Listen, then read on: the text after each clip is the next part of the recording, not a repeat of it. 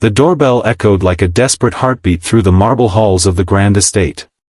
On the other side stood a woman whose hollow eyes carried the weight of 1,000 silent cries, and in her trembling arms, a little girl clung like a withered leaf in a storm.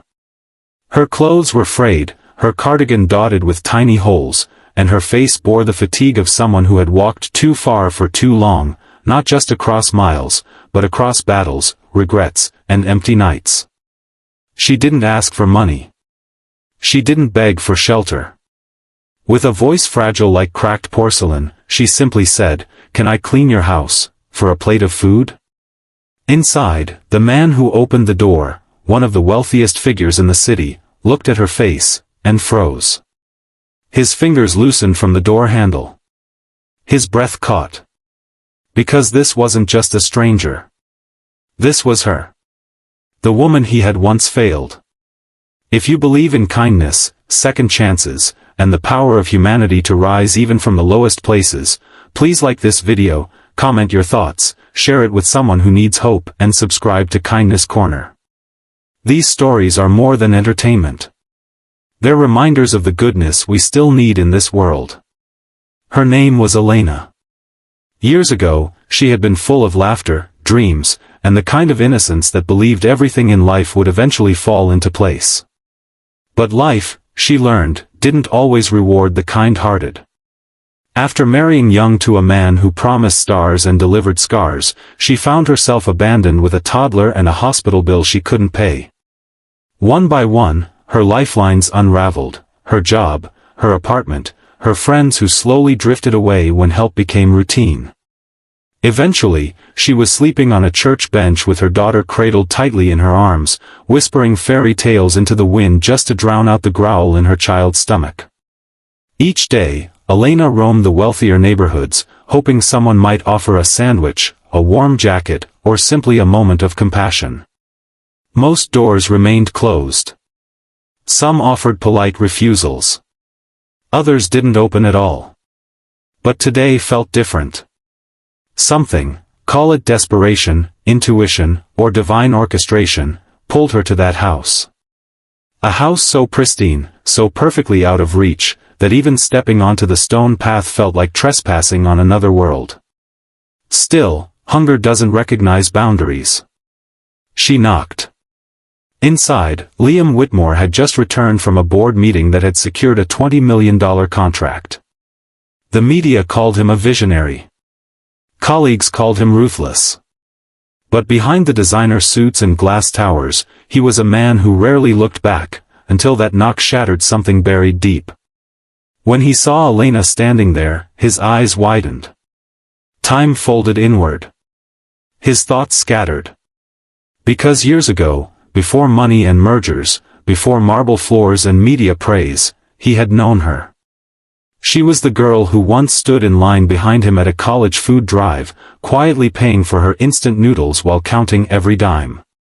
She was the girl who had smiled at him on rainy afternoons in the library, when they were both broke but alive with purpose. They were never close, but she had always left a mark, her gentleness, her dignity, her way of making even silence feel warm. And one night, he had seen her being screamed at by her boyfriend outside a diner. He could have intervened. He should have. But he had turned away. That guilt had long been sealed behind walls of ambition. Until now. He let them in. The grand foyer, polished and quiet, now echoed with the hesitant footsteps of a woman who no longer belonged in such spaces. Elena tried to explain, apologizing as if her hunger was an inconvenience. But Liam was somewhere else, caught between the past and the present, shame and duty. He brought food, placed it gently in front of the child first, and then watched as Elena, eyes shimmering, hesitated before eating. Pride and pain are strange companions. As the hours passed, Liam learned fragments of her story, the abusive marriage, the shelter she had lost when funding dried up, the nights spent at bus terminals and alleyways. But she never once blamed the world. She simply said, "It's just what happened." Her resilience was louder than any pity. The next morning, Liam did something uncharacteristic. He cancelled his meetings.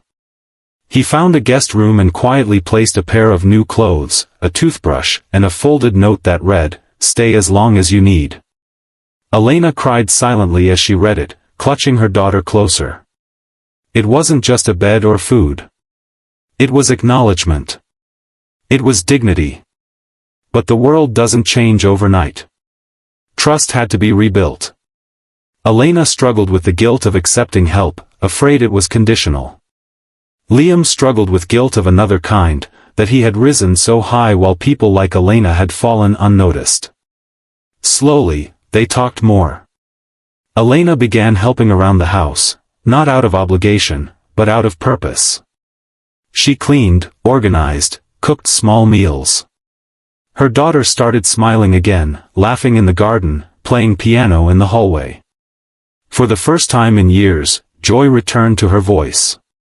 One afternoon, Liam returned from a charity gala and found Elena sitting by the window, sketching a little garden design. She once studied architecture before her world collapsed. He encouraged her to draw again. She resisted at first, but soon, her designs were adorning the walls of his office. His clients noticed. One of them, a major hotel chain owner, asked who had created the layout. Liam pointed to Elena. That single referral turned into a freelance project. That project turned into 3 more. And within a year, Elena was running her own small design consultancy from a laptop Liam had gifted her on her birthday. But the most touching moment came on a cold December morning. Elena came to Liam holding an envelope. She had saved enough for a small apartment. "You've done more than I could ever repay," she whispered. Liam held the envelope but didn't open it. Instead, he walked her and her daughter to the front of the house, where a fresh sign read, "Whitmore Foundation for Women and Children." It was Elena's idea. A shelter, a support system, a place where no mother would ever have to beg for food in exchange for dignity. As the sun rose behind them, the little girl tugged on Liam's sleeve and said, "Are you going to be our family now?" Liam knelt down, holding back tears. "I already am."